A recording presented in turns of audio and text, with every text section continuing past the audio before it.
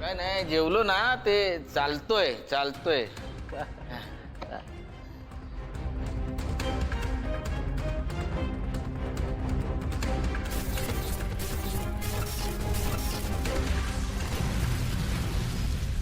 आग आग आग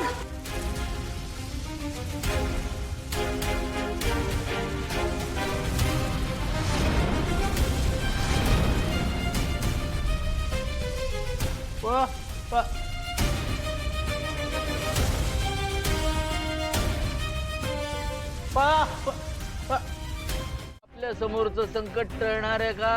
अरे या श्रीनिवास दळवींच्या फॅक्टरीमध्ये सतत काही ना काहीतरी संकट येतच राहतायत सांगा ना. आणि किती वेळा ही अशी फॅक्टरी बंद पडणार?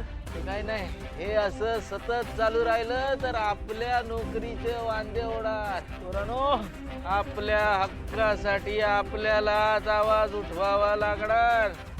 श्रीनिवास दळवींना जाब विचारावा लागणार. काका तुम्ही काय बोलताय? तुम्हालाही माहिती आहे दळवी साहेबांनी आजवर काय काय केले आमच्यासाठी आणि एका कामगाराचा जीवही त्यांनी वाचवलाय.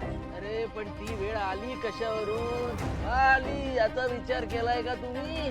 फॅक्टरीत आग लागूच नये याची जर का आधीपासून काळजी घेतली असती तर ही वेळ आली असती का? सांगा मला.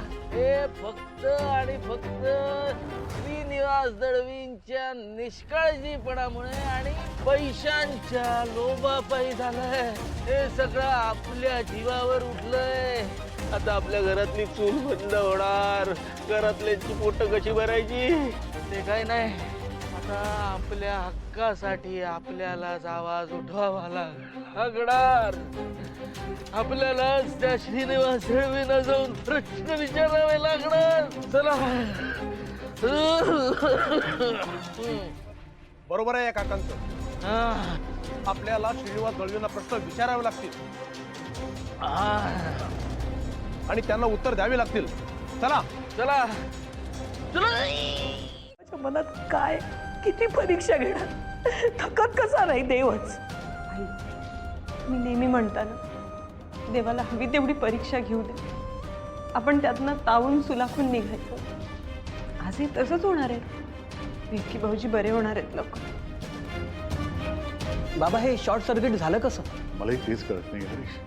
अरे सगळी खबरदारी घेतली होती, सुरक्षेची सगळी उपाययोजना केली होती, फॅक्टरीमध्ये फायर ऑडिटही केलं होतं, तरी असं कसं घडलं? मला एक वेगळाच संशय येतो. संशय? कसला संशय बाबा? यात काही घातपात तर नसेल ना?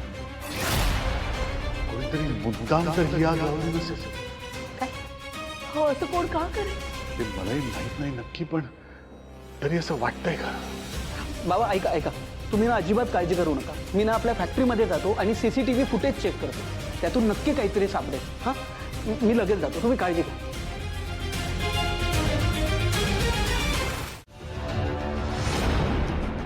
नाही नाही दादा ऐका, हे बघा, मला फक्त ॲक्सिडेंटच्या दिवशीचं नाही, त्या आधीच्या 1-2 दिवसाचा सुद्धा फुटेज चेक करायचं.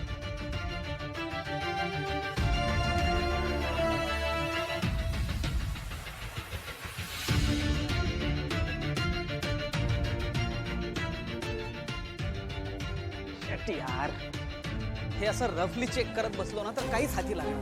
काहीतरी वेगळा विचार केला पाहिजे.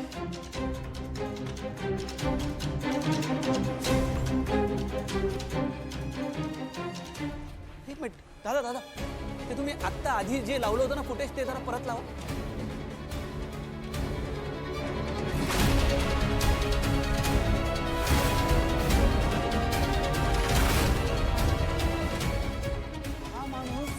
सुट्टी असताना इथे काय करतो?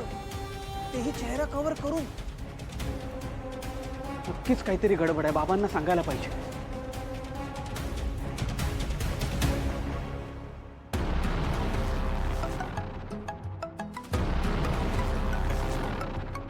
हरीश बोल, काही माहिती मिळाली का रे? बाबा, मी ना आपल्या फॅक्टरीच्या बाहेरच्या 1-2 दिवसाचं फुटेज चेक करत होतो. हां, त्यातनं मला एक माणूस संशयास्पद पद्धतीने फिरताना दिसतो. मला असं वाटतं बाबा यानेच काहीतरी गडबड केली आहे. काय सांगतोस काय? एक माणूस दिसतोय. बरं, कोण आहे तो माणूस? म्हणजे काही ओळखीचा वाटतोय का?